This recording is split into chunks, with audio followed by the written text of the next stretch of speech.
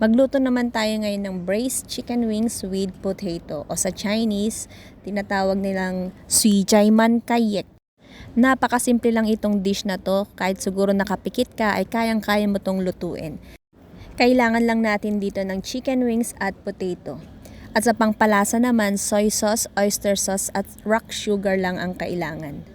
Sa mga videos na napanood ko, may kanya-kanyang version ng mga helper sa pagluluto nito, pero sa akin, ang ginawa ko lang ay yung pinakasimpleng way ng pagluluto. Mag-isa ka lang ng luya at bawang, saka mo isunod ang chicken wings hanggang ito mag golden brown, saka mo lagyan ng soy sauce, oyster sauce, halu-haluin at saka natin isunod ang patatas.